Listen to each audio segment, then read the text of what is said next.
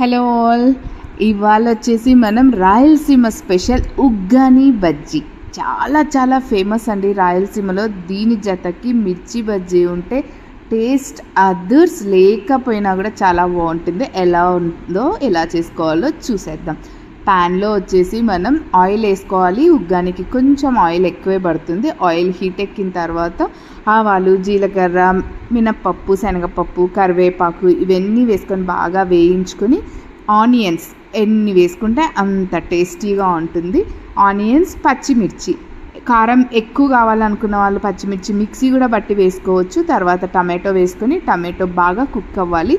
అయిన తర్వాత ఉప్పు, పసుపు వేసుకొని ఒక హాఫ్ మినిట్ అలా ఫ్రై చేసేసుకున్న తర్వాత బొరుగులు నీళ్ళల్లో నానబెట్టుకొని ఉంటాం కదా, అవి నీరు పిండేసి ఇందులో వేయాలి. ఈ ఎంతసేపు నానబెట్టుకోవాలి అనేది మీకు దొరికే బొరుగుల మీద ఆధారపడి ఉంటుంది. మా నంద్యాల బొరుగులు అయితే ఒక హాఫ్ అన్ అవర్ నానబెడితే చాలు.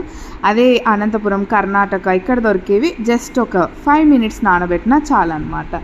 సో అవి వేసేసి మొత్తం అంతా కలిపేసుకొని పప్పుల పొడి, పుట్నాల పొడి అంటారు కదా, అది ప్లస్ నిమ్మకాయ రసం పిండేసుకొని అంతా కలిపేసుకొని ఒక 5 మినిట్స్ ఉంటే చాలు. Super uggani ready. ఇప్పుడు దీనికి జతగా మిర్చి బజ్జీ ఉంటే ఇంకా అదుర్స్ అనుకోండి, లేకపోయినా బాగుంటుంది. ఎంజాయ్. Please subscribe.